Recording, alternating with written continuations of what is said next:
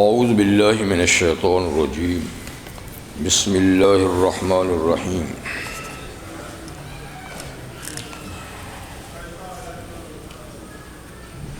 واللہ الذی ارسل الریاح فتصیر سحابا فسقناہ الی بلد میت فاحیینا به الارض بعد موتها كذلك النشور من كان يريد العزة فلله العزة جميعا إليه يصعد الكلم الطيب والعمل الصالح يرفعه والذين يمكرون السيئات لهم عذاب شديد ومكر أولئك هو يبور والله خلقكم من تراب ثم من نطفة ثم جعلكم أزواجا وما تحمل من أنثى ولا تضع إلا بعلمه وما يعمر من معمر ولا ينقص من عمره إلا في كتاب إن ذلك على الله يسير وما يستوي البحران هذا عذب فرات صائغ شرابه وهذا ملح أجاج ومن كل تأكلون لحما طريا وتستخرجون حلية تلبسونها وترى الفلك فيه مواخر لتبتغوا من فضله ولعلكم تشكرون صدق الله العظيم۔ سورہ فاطر کی آیت نمبر 9 سے 12 تک آیات آپ کے سامنے اس وقت تلاوت کی گئی۔ ان آیات مبارکہ سے پہلے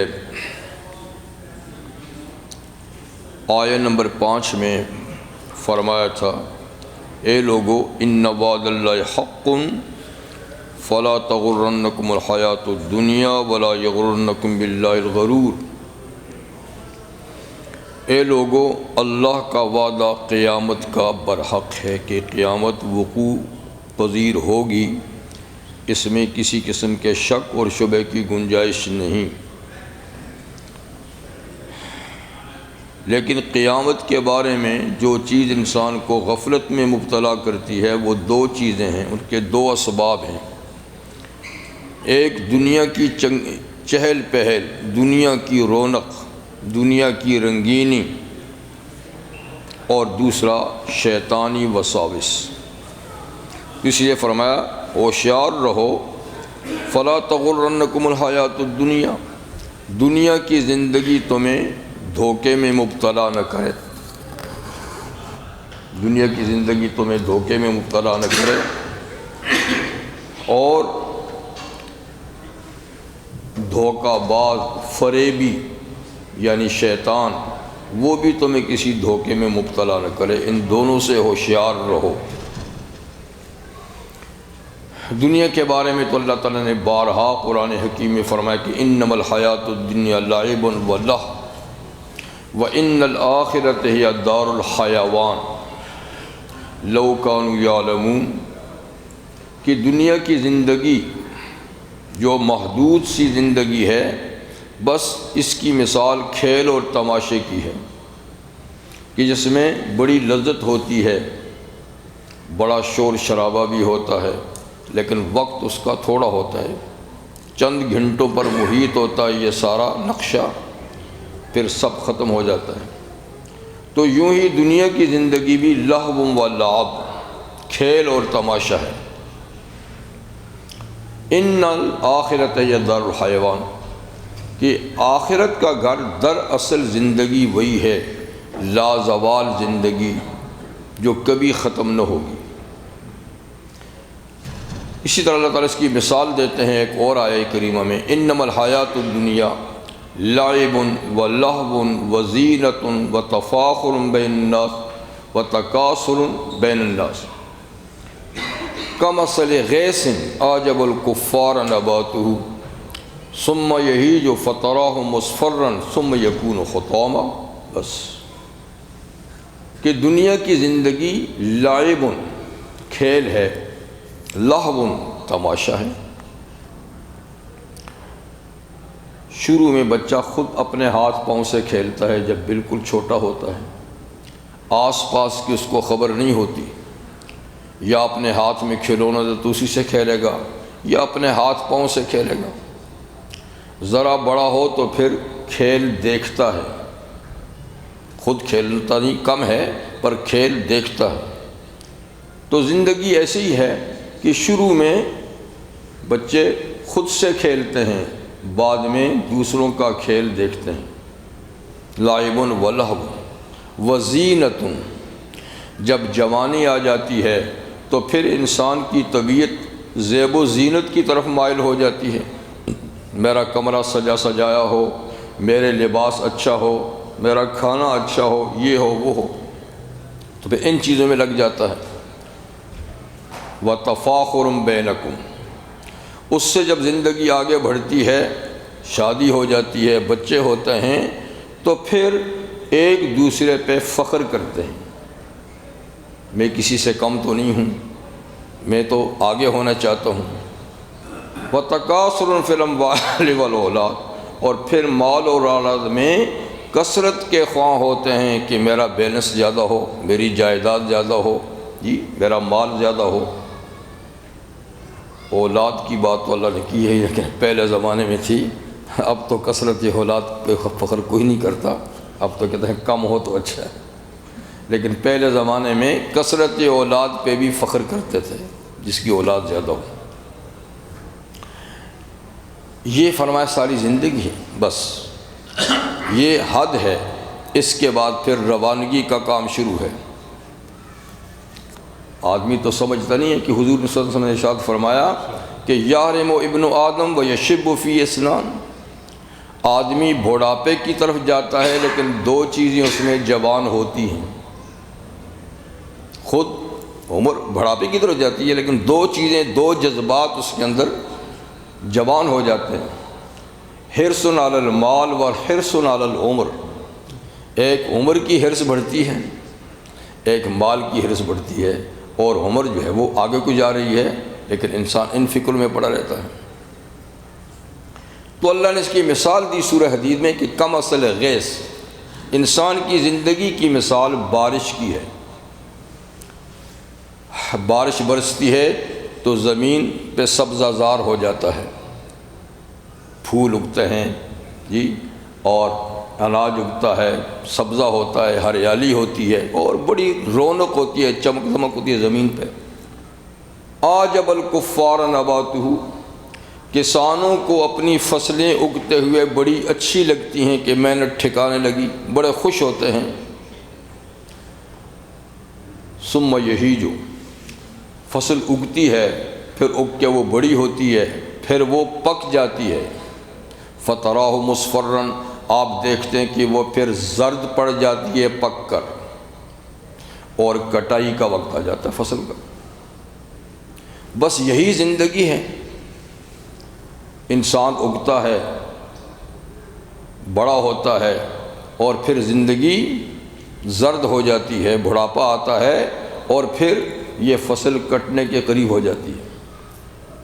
کہتے ہیں اذا الرجال ولدت اولادها، جب آدمی کی اولاد ہو جائے، نواسے پوتے ہو جائیں، وجعلت همومها تعتادها، اور اب بیماریوں کی یلغار ہو جائے، آج یہ بیماری ہے، کل وہ بیماری ہے، پرسوں یہ بیماری ہے، کہتے تلک حصاد، تلک زروع قد دنت حصادها، بس یہ فصل ہے جو کٹائی کے قریب پہنچ چکی ہے، یہ فصل ہے جو اب کٹائی کے قریب پہنچ چکی ہے۔ تو یہ زندگی ہے، اللہ فرماتے ہیں کہ یہ تمہیں دھوکے میں نہ ڈالیں، یہ ختم ہو جائے گی، بس چند روزہ زندگی ہے، ایسا نہ ہو کہ اس میں لگ کر تم اپنی عاقبت کو فراموش کر دو، اور جو مستقل اور پائیدار زندگی ہے اس کو تم نقصان میں ڈال دو۔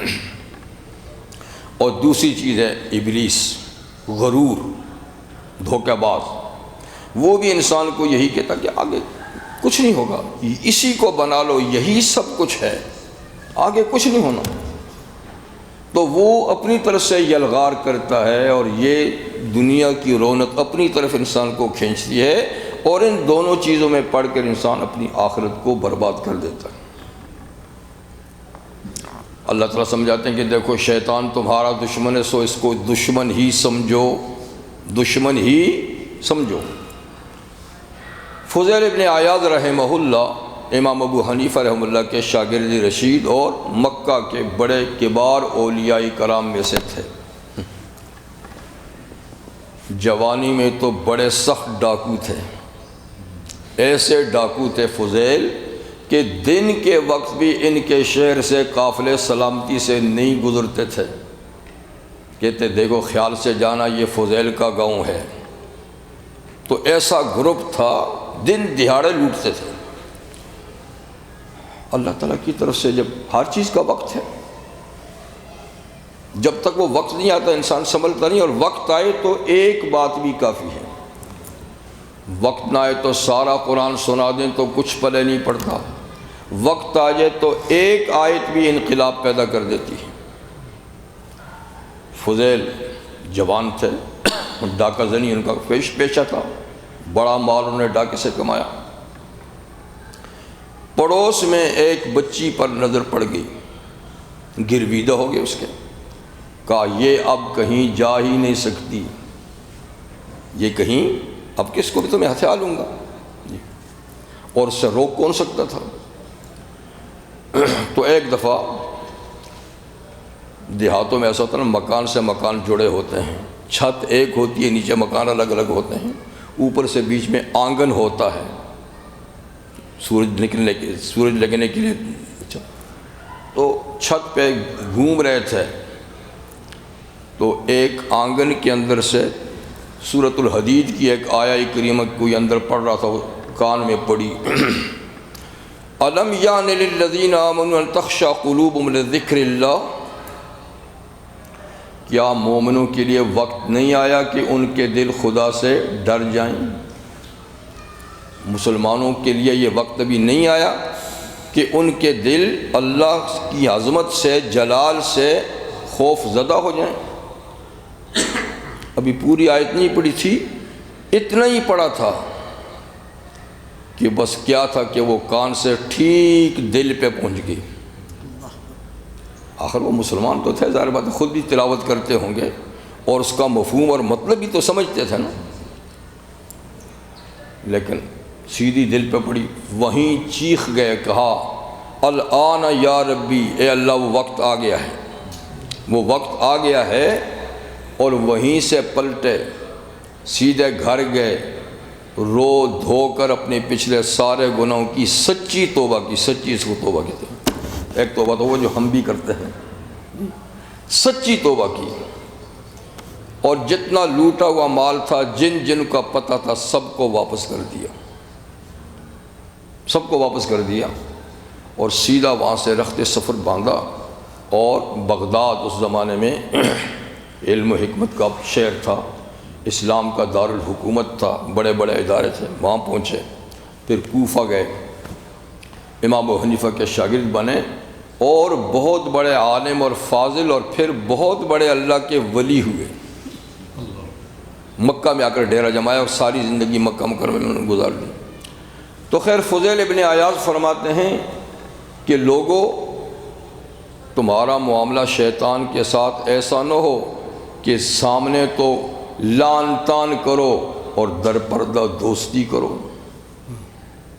ایسا معاملہ شیطان کے ساتھ نہیں ہونا چاہیے کہ اوپر سے تو کہو نا شیطان ایسا اور ایسا اور ایسا ایسا ہے، اور کرو وہی جو وہی رستہ بتاتا ہے۔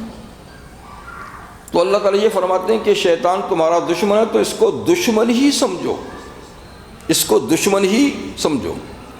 یہ کوئی اچھا کام بھی بتائے گا تو اس میں بھی اس کی سازش ہوگی، وہ تمہاری بھلائی نہیں ہوگی، اچھے کام میں بھی تمہیں نقصان ہی پہنچانے کی کوشش کرے گا۔ فرماتے ہیں کہ شیطان اور اس کی پوری پارٹی شب و روز تمہیں جہنم کی طرف دعوت دیتے ہیں، دوزخ کی طرف دعوت دیتے ہیں، ان سے ہوشیار رہو۔ پھر اللہ تعالیٰ فرماتے ہیں کہ دیکھو، جس شخص کے سامنے اس کے برے اعمال خوبصورت بنا دیے گئے ہوں، وہ کبھی چھوڑنے کے لیے تیار نہیں ہوتا، اور دنیا میں ہوتا ہی ایسا ہے۔ کوئی شخص اپنے عمل کو برا نہیں کہتا، اس کو اچھا اور بہتری سمجھ کے کرتا ہے۔ اس کی اچھائی پہ وہ دلائل دے گا کہ جو کچھ میں کرتا ہوں بالکل ٹھیک کرتا ہوں، اسی میں میری بھلائی ہے، اسی میں میری ترقی ہے، اسی میں میری فلاح ہے۔ لیکن دراصل وہ شیطان نے خوبصورت کر کے اس کو بتایا ہوتا ہے کہ بڑا اچھا کام کرتا ہے۔ اس لیے اچھائی اور برائی کا جو معیار اور پیمانہ ہے وہ انسانی عقل نہیں ہے۔ اگر انسانی عقل خود سے کسی چیز کو اچھا یا برا سمجھ سکتی تو اللہ نہ وحی بھیجتے نہ انبیاء آتے۔ تو وحی اور انبیاء اس لیے بھیجے گئے کہ تم نیک و بد کو نہیں سمجھتے ہو، تم بسا اوقات بد کو نیک سمجھتے ہو، نیکی کو تم خراب سمجھتے ہو۔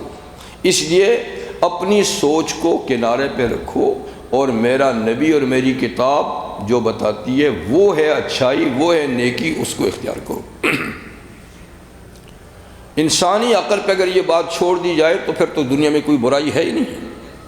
چور چوری کرتا ہے تو اس کو اچھا سمجھتا ہے، ڈاکو ڈکیتی کرتا ہے، زانی زنا کرتا ہے، ہر برے سے برا کام کرنے والا کہے گا یہ تو اچھا کام کرتا ہوں۔ حالانکہ وہ شیطان نے اس کو خوبصورت کر کے بتایا ہوتا ہے، اس کے پیچھے اس کی ظاہری شکل تو بڑی چمکدار ہوتی ہے لیکن اس کے پیچھے انتہائی گندگی ہوتی ہے۔ تو افمن زین له سوء عمله فرآہ حسنا، تو کیا وہ شخص جس کے برے اعمال اس کے سامنے خوبصورت کر کے پیش کیا گئے ہوں اور وہ ان کو اچھا سمجھتا ہو؟ ابھی نماز کی پہلی رکعت میں بھی جو سورت تلاوت کی گئی سورہ کاف کا آخری رکوع، اس میں یہی فرمایا ہے کہ وہ لوگ کہ جو برے عمل کرتے ہیں اور سمجھتے ہیں کہ ہم اچھے کام کرتے ہیں تو وہ کب چھوڑیں گے؟ اس کو کبھی نہیں چھوڑیں گے۔ اس لیے پیمانہ کیا ہے برائی اچھائی کا؟ وہ اللہ کے نبی کی تعلیمات اور قرآن حکیم کی تعلیمات ہیں۔ آج کی آیات میں اللہ تعالیٰ فرماتے ہیں واللہ الذی ارسل الریاح، اللہ اپنی قدرت کاملہ اور اس میں انسان کی معیشت، جن چیزوں پر انسان کی زندگی کا دار و مدار ہے، فرماتے ہیں کہ یہ اسباب معیشت تمہیں کس نے مہیا کیے ہیں؟ اللہ نے مہیا کیے ہیں۔ جب اسباب زندگی اللہ نے مہیا کیے ہیں تو تمہاری عبادت کا مستحق بھی وہی ہے جس نے تمہیں وجود بخشا اور زندگی کے اسباب اس نے پیدا کیے۔ واللہ الذی ارسل الریاح، اللہ ہی وہ ہے جس نے ہوائیں چلائیں، فتصیر سحابا، پھر وہ اٹھاتی ہیں بادل کو، وہ ہوائیں بادل کو اٹھاتی ہیں، یعنی سمندر پہ سورج کی گرمی پڑتی ہے تو بھاپ اٹھتی ہے، وہ بھاپ اوپر ہو کر بادل بنتے ہیں، اللہ ہوا چلا کر ان کو اور بلندی پہ لے جاتے ہیں، بلندی پہ لے جاتے ہیں۔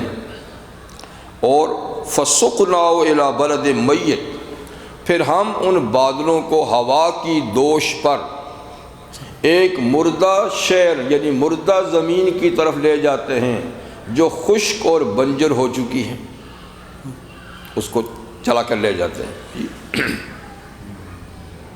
فَأَحْيَيْنَا بِهِ الْأَرْضَ، پھر ہم وہاں پر بارش برسا کے اس مردہ زمین کو زندگی بخشتے ہیں۔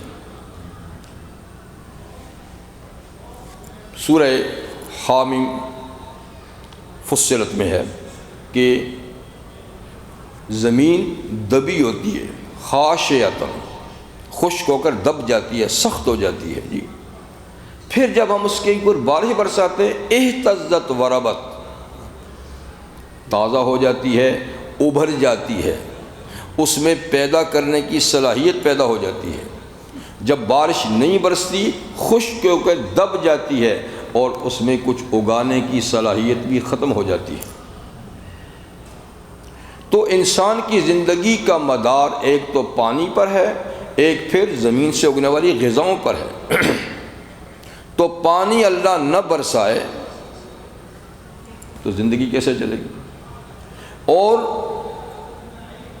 اگر زمین سے پیداوار نہ ہو تو غذائیں کہاں سے میسر ہوں گی؟ یعنی ہوا کے بعد سب سے اہم ترین زندگی کو قائم رکھنے والی چیز پانی ہے،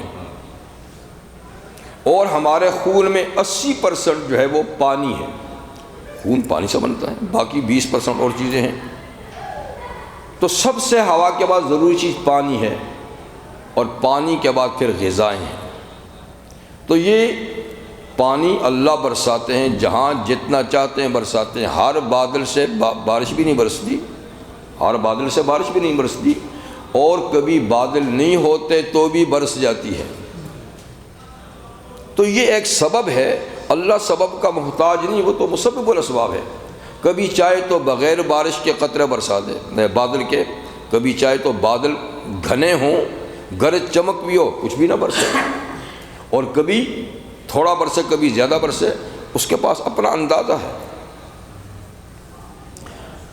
فرمایا یہ منظر تو تم ہمیشہ دیکھتے ہو کہ چند دن بارش نہ برسے تو گرد و غبار اڑتا ہے، زمین دبی ہوتی ہے، پیدا کرنے کی صلاحیت نہیں ہوتی، اور جوں ہی بارش برستی ہے تو ابھر جاتی ہے، تازگی اس کے اندر پیدا ہو جاتی ہے، اور جو گھاس خشک ہو جاتی ہے، پودے خشک ہو جاتے ہیں، ان میں ہریالی پیدا ہو جاتی ہے۔ یہ منظر تو تمہاری آنکھوں کے سامنے ہے۔ فرمایا کذالک النشور، تمہارا پیدا ہونا بھی قیامت کے دن ایسا ہی ہوگا۔ ابھی تم زمین کے اندر دفن ہو چکے، مٹی میں رل مل چکے، اللہ جب اٹھانا چاہے گا کذالک النشور، جیسے تم بیج کو اگتا ہوا دیکھتے ہو، خشک ٹہنیوں میں ہریالی دیکھتے ہو، ایسے ہی سمجھ لو کہ تمہیں بھی پیدا کرے گا۔ ایک حدیث میں ہے کہ جب حشر و نشر کا وقت آئے گا، اس کا ایک ظاہری سبب تو سورہ اسرافیل ہوگی۔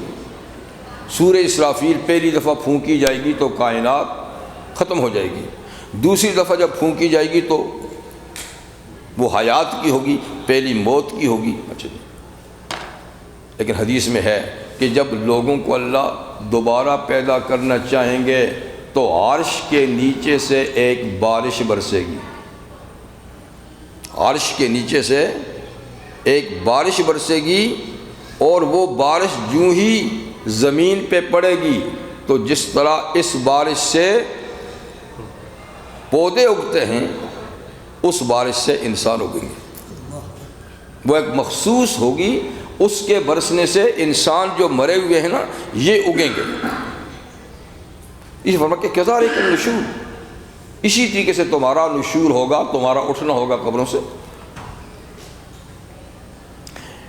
من کان یرید العزت فللہ العزت جمیعا۔ بہت سے غلط کام انسان دنیا میں اس لیے کرتا ہے کہ وہ سمجھتا ہے کہ ایسا کرنے سے مجھے غلبہ حاصل ہوگا، مجھے عزت حاصل ہوگی۔ عزت کا لفظی معنی ہے غلبہ، دوسروں پہ غالب ہونا۔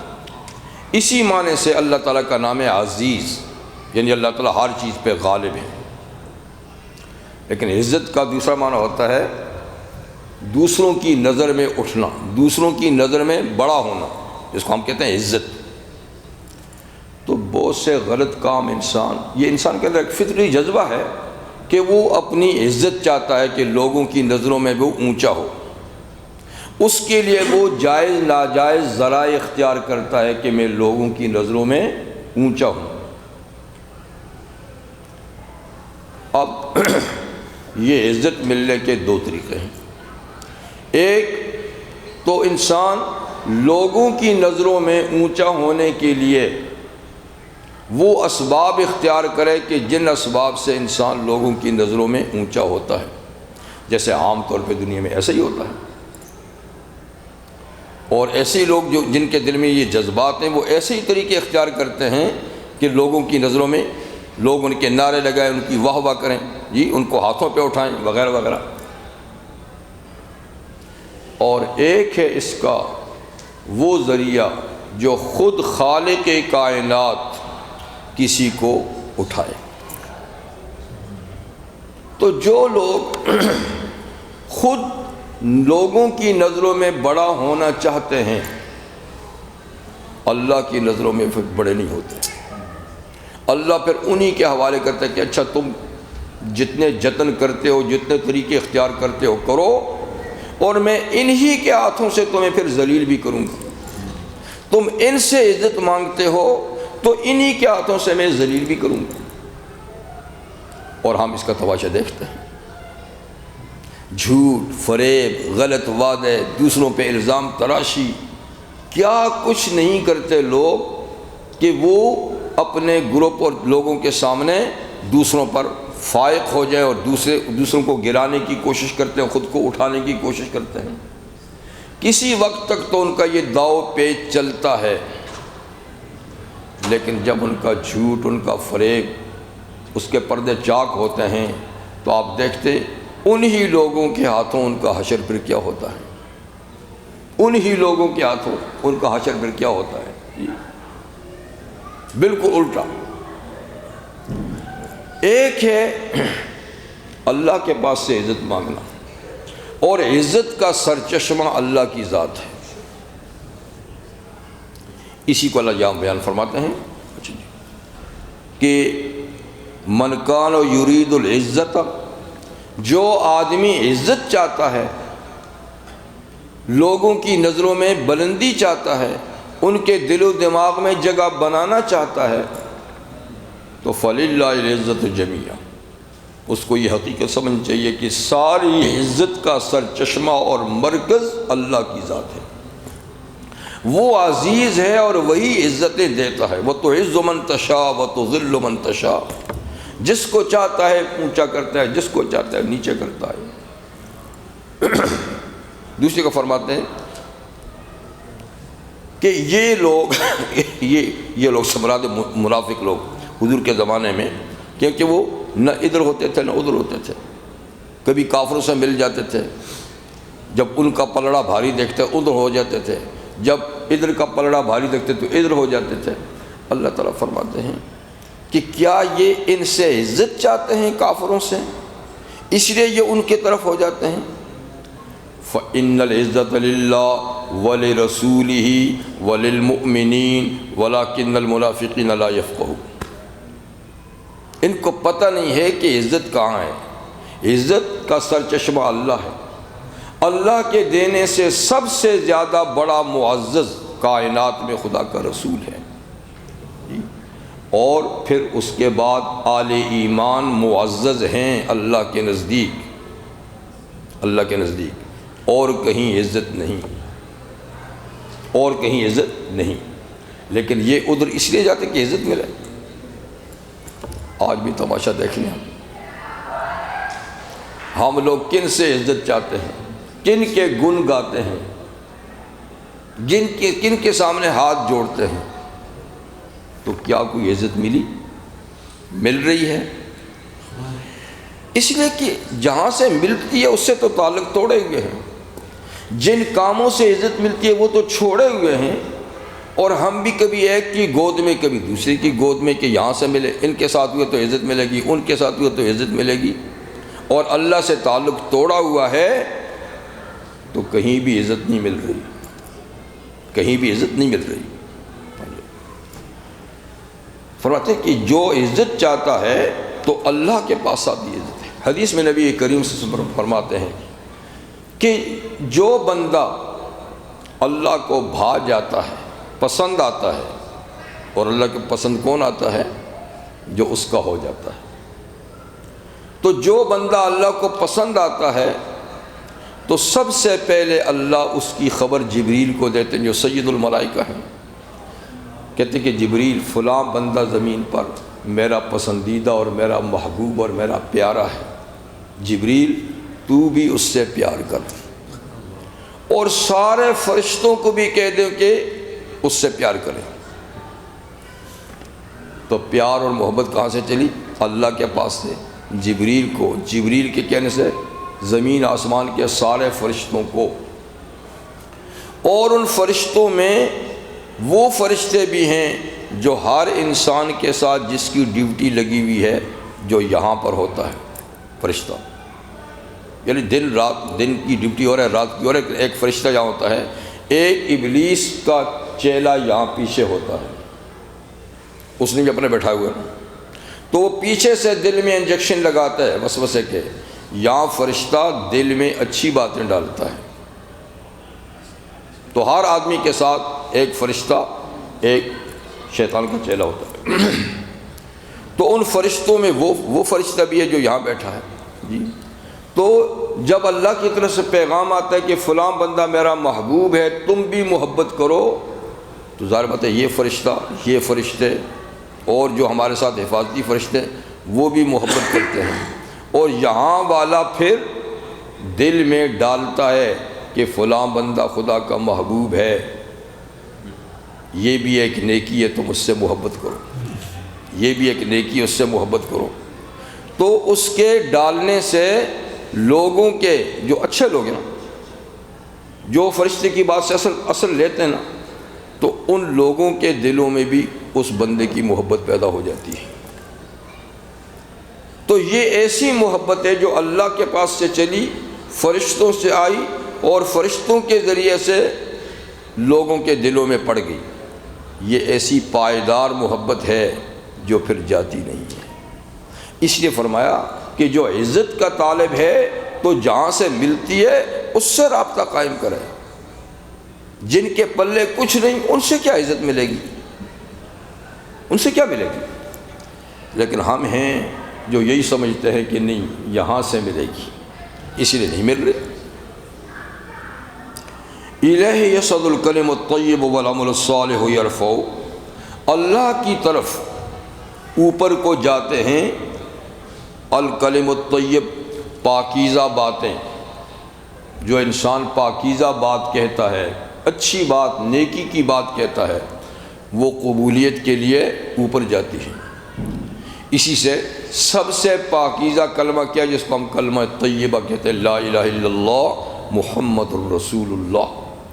تو یہ کلمہ اور اس طرح کے باقی کلمات جس میں اللہ اور اللہ کے نبی کی تعریف ہوتی ہے، نیکی کی ہر بات، یہ اوپر جاتے ہیں قبولیت کے لیے۔ الیہ یصعد الکلم الطیب اور والعمل الصالح یرفعہ، نیک عمل بھی انسان کے جب اچھے پاکیزہ کلمات کے ساتھ مل جاتے ہیں تو یہ اس کو اور اٹھاتے ہیں اوپر۔ کلمہ طیبہ خود نیک ہے، لیکن اس کے ساتھ نیک اعمال وہ اس نیک اور پاکیزہ کلمے کو اور اٹھا کر لے جاتے ہیں۔ تو بندہ جو اچھے عمل کرتا ہے یا اچھی بات بولتا ہے، یہ پرواز کرتے ہیں، بلندی پہ جاتے ہیں، اللہ کے ہاں قبول ہوتے ہیں۔ الیہ یصعد الکلم الطیب والعمل الصالح یرفعہ۔ والذین یمکرون السیئات، لیکن وہ لوگ جو برے کاموں کی تدابیر کرتے ہیں، دن رات ان کی سوچ برے ہی کاموں کے بارے میں، برائی پھیلانے کے لیے کوشش کرتے ہیں، اور اس کے لیے تدبیریں کرتے ہیں کہ کس طرح فتنہ فساد پیدا ہو، کس طرح دنیا میں معاشرے میں برائیاں پیدا ہوں۔ لہم عذاب شدید، ابھی مہلت کا وقت ہے، اللہ کچھ نہیں کہتے، جتنا چاہتے ہو کرو، لیکن ان کے لیے سخت ترین سزا ہوگی۔ جو برائیوں کے لیے سوچ بچار میں لگے ہیں، برائیوں کے لیے پلاننگ کرتے ہیں، برائیوں کے لیے خفیہ تدبیریں کرتے ہیں، تو ان کے لیے سخت ترین سزا ہے۔ اور سزا کا وقت اللہ نے یا دنیا میں کوئی مقرر کیا ہے، تو جب ٹائم آئے گا تو سزا پائیں گے، اور کچھ ایسے لوگ بھی ہوتے ہیں کہ جن کو دنیا میں سزا دینی مقصود ہوتی ہی نہیں، ان کی ساری سزا آخرت کے لیے ہوتی ہے، سب سزا آخرت کے لیے ہوتی ہے۔ جیسے فرعون جیسا دنیا میں کچھ بھی نہیں۔ فرعون را ندادم اے یار درد سر، کہتے ہیں فرعون کو ہم نے سر کی تکلیف، سر کا درد بھی دنیا میں نہیں دیا۔ زیرا کہ او نداش سرے درد ہائے ماں، اس کی سارا آخرت پر ہے، سب کچھ آخرت میں ہوگا۔ ابو جہل زندگی بھر دندناتا پھرتا رہا جی، کچھ بھی، سب سزا۔ یہ اور زیادہ کڑی بات ہے کہ ایک مجرم دندناتا پھرے اور اسے دنیا میں کچھ بھی سزا نہ ہو تو پتہ نہیں آخرت میں کتنی سنگین سزا ہوگی، کتنی سنگین۔ تو خیر اللہ تعالیٰ بہرحال دنیا میں بھی سزا دیتے ہیں، اصل سزا آخرت میں ہوگی، لیکن کبھی کسی کی ساری سزا آخرت کے لیے رکھ دی جاتی ہے، اسی طرح کبھی کسی کی ساری بھلائی آخرت کے رکھ دی ہے، ساری زندگی وہ مشقت میں گزار لیتا ہے۔ کتنے بندگان خدا ہیں کہ انہوں نے دنیا میں کسی راحت کا منہ تک نہیں دیکھا، ساری بھلائیاں آخرت کے لیے ہیں۔ وہ صحابہ فرمایا کرتے تھے، کہتے تھے کہ ہمارے وہ ساتھی جنہوں نے مکہ میں ماریں ہی کھائیں، تکلیفیں ہی سہیں، مدینہ آئے، راحت کا وقت شروع ہوا تو وہ شہید ہو گئے یا ان کا انتقال ہو گیا۔ تو دنیا میں انہوں نے راحت کا منہ نہیں دیکھا، تکلیفیں کاٹتے کاٹتے کاٹتے ہی چلے گئے۔ کہتے تھے یہ اپنا سارا ثواب آخرت کے لیے لے گئے، اور کہتے تھے کہ ہمیں تو اللہ تعالیٰ نے ان مصیبتوں کے بعد پھر راحتیں دیں، فتوحات ہوئے، مال غنیمتیں آئیں، خوشحالی کا دور آیا جی، تو ہم نے تو بہت سا فائدہ دنیا میں بھی اٹھا لیا، انہوں نے تو سارا فائدہ آخرت کے لیے رکھ لیا، آخرت میں چلا گیا۔ تو ایسے لوگ بھی ہوتے ہیں، لیکن اللہ دنیا میں بھی دیتے ہیں، آخرت میں بھی دیتے ہیں۔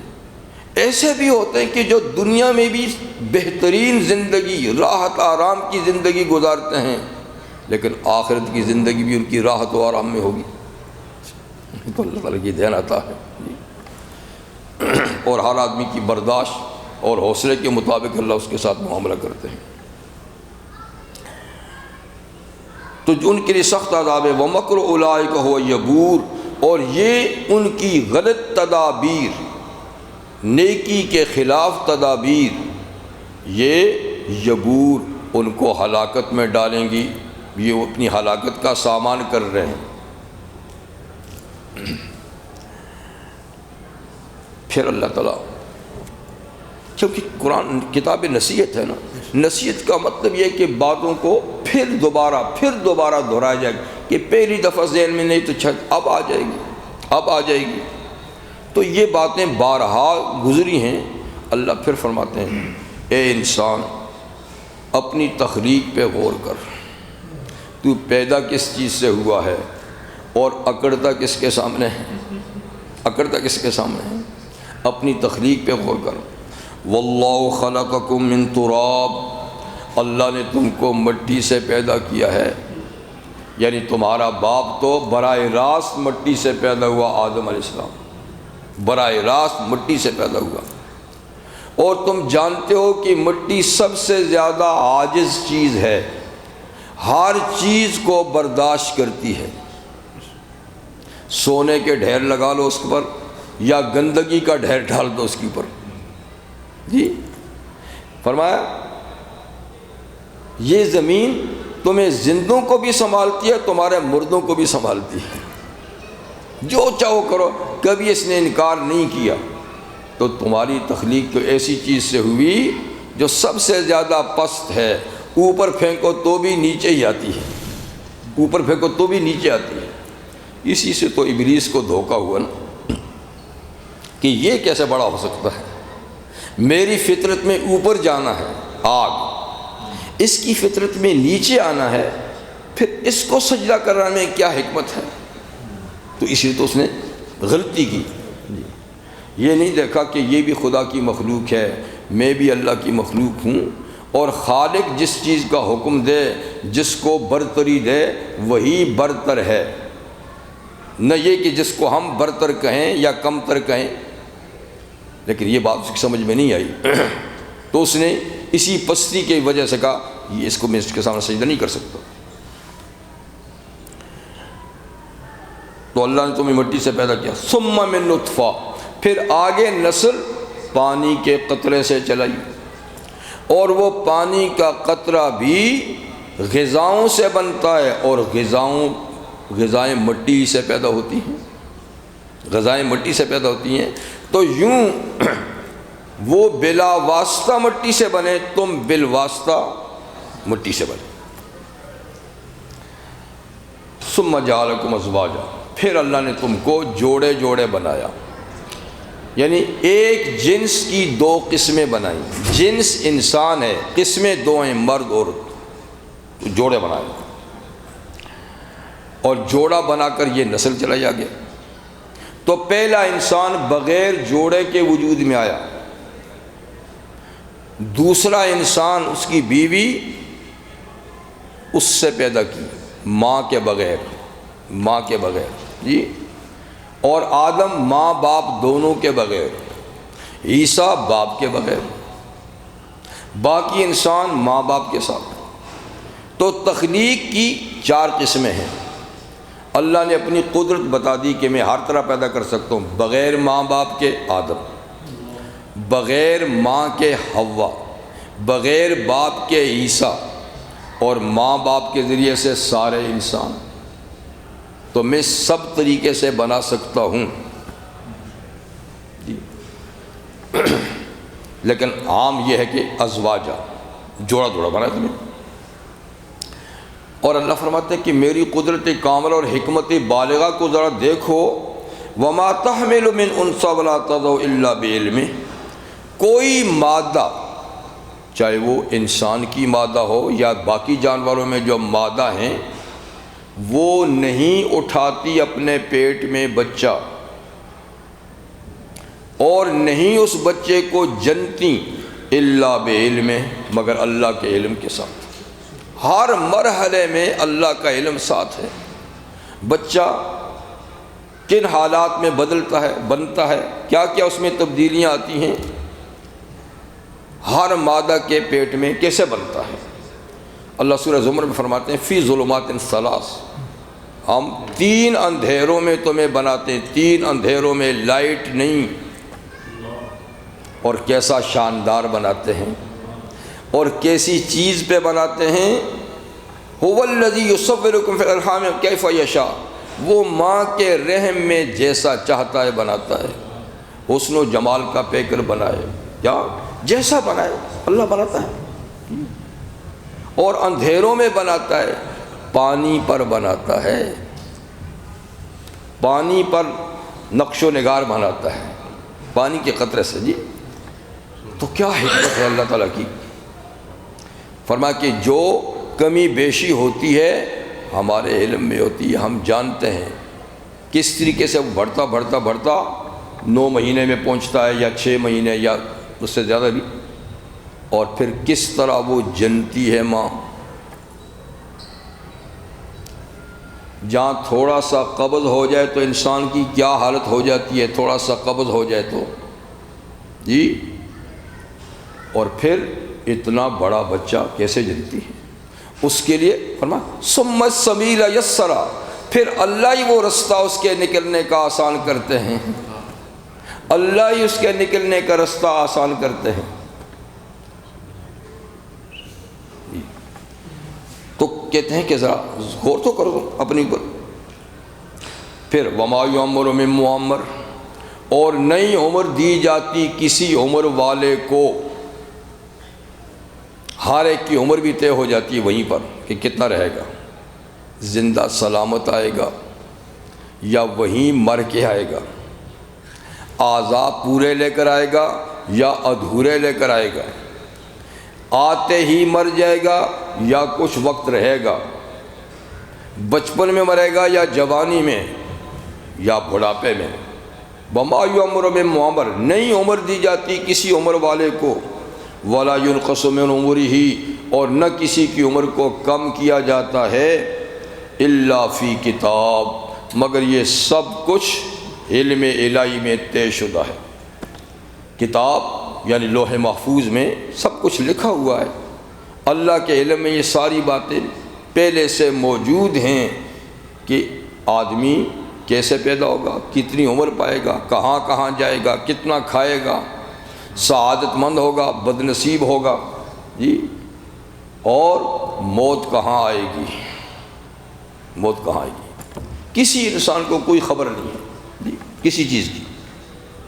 کوئی پتہ نہیں کہ کل کیا کرے گا. وما تدری نفس ماذا تکسب غدا, کل کیا کرے گا. پلاننگ تو کرتا ہے ہفتے کی بھی, مہینے کی بھی, سالوں کی بھی, لیکن حقیقت یہ کہ پتہ نہیں کہ کل کیا کرے گا اور کہاں مرے گا.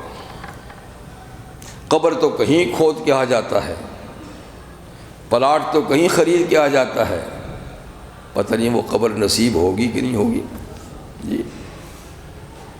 پتہ نہیں دریا میں ڈوبتا ہے, پتہ نہیں فضاؤں میں اس کے بکھرتے ہیں, پتہ نہیں کیا ہوتا ہے, کوئی خبر نہیں. لیکن اللہ فی کتاب, یہ سب کچھ کتاب میں ہے کہ کیا ہوگا.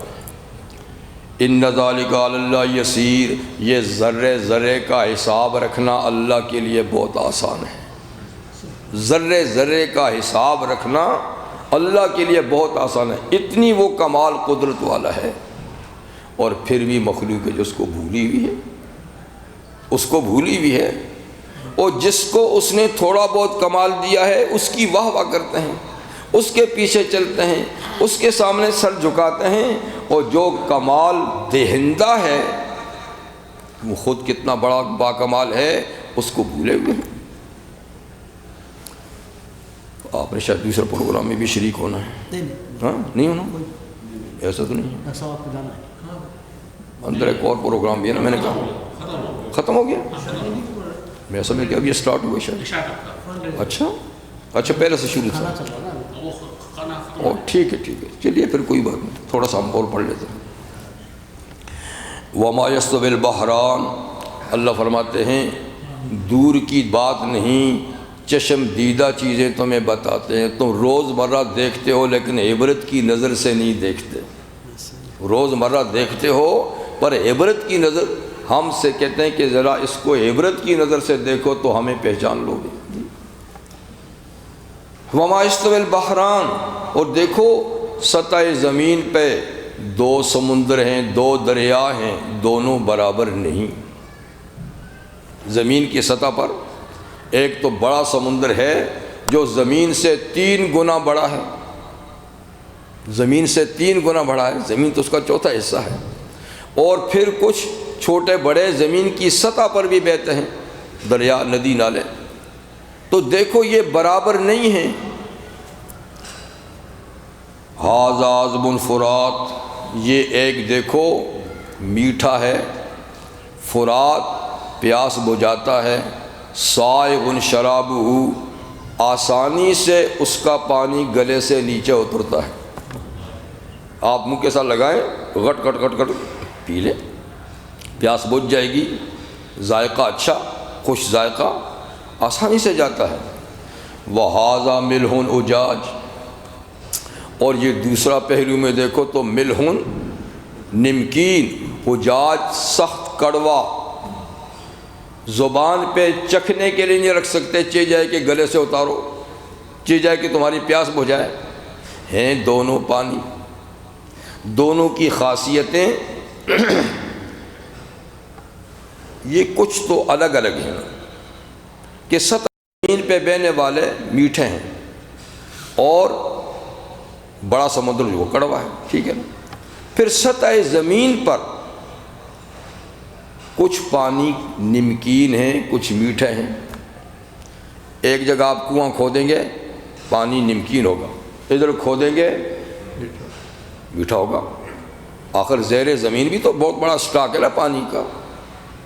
تو قریب قریب ہمارا کراچی میں ایسا ہے, پتہ نہیں اور جگہوں بھی ہوگا کہ ایک جگہ کڑوا ہے, ایک جگہ میٹھا ہے.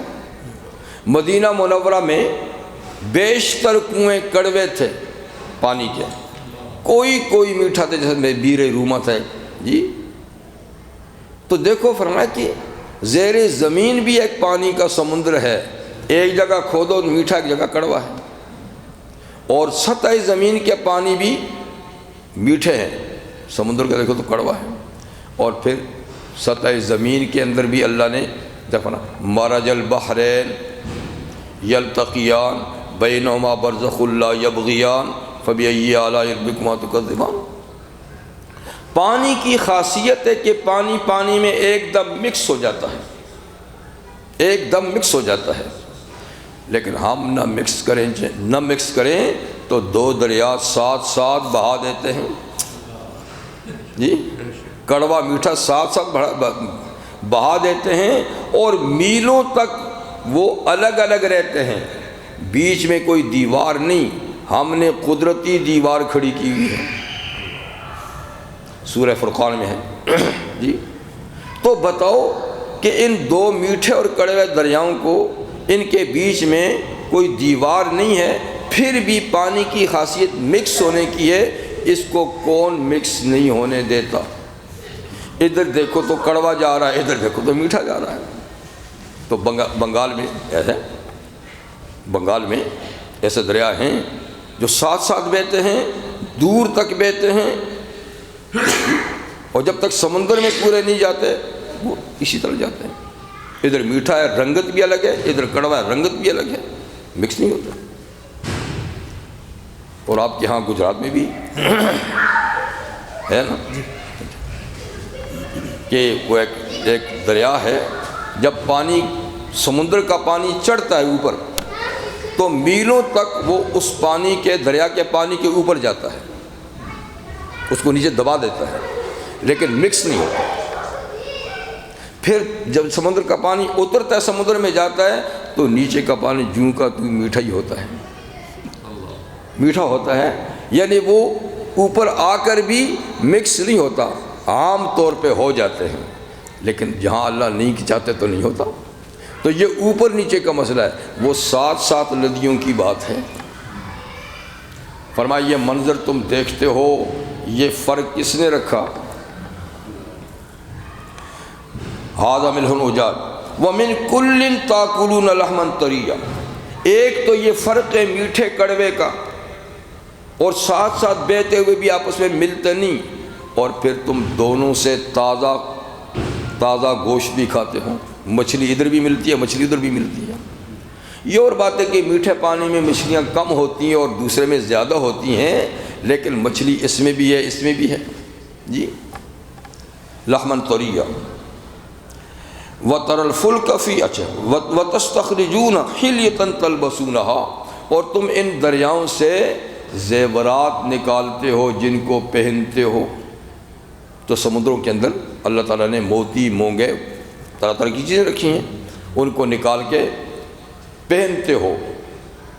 تو یہاں مردوں کو کہا ہے کہ تم زیورات نکال کے پہنتے ہو، تو معلوم ہوا کہ سونے چاندی کے علاوہ باقی چیزوں کا زیور مرد بھی پہن سکتا ہے، کیونکہ مردوں کو کہا نا تلبسونہا جی۔ تو باقی جو ہیں وہ بطور زیور آپ گلے میں کو ڈال دیں، ہاتھوں میں ڈال دیں، تو اس کی اجازت ہے۔ سونے چاندی کا جائز نہیں ہے مردوں کے لیے، وہ عورتوں کے لیے۔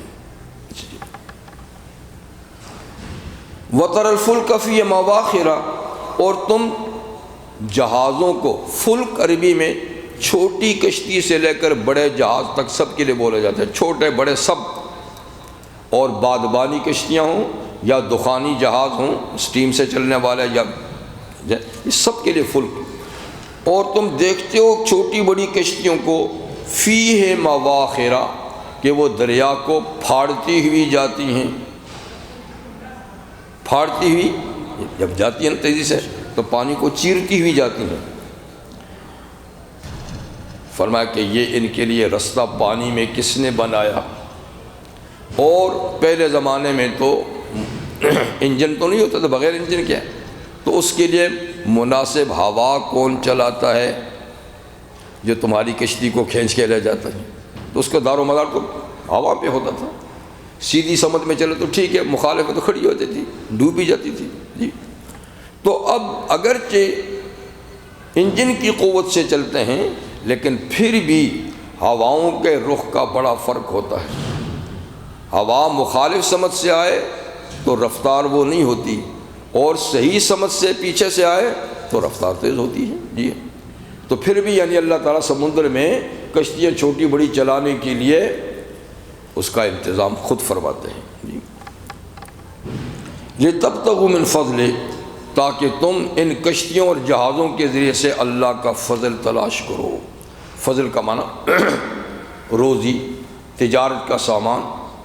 تو اب فضاؤں میں بھی، خشکیوں میں بھی بہت ذرائع نقل و حمل کے ہو چکے ہیں، لیکن اس کے باوجود بھی ایک بہت بڑا ذریعہ آج بھی سمندر ہیں تجارت کا۔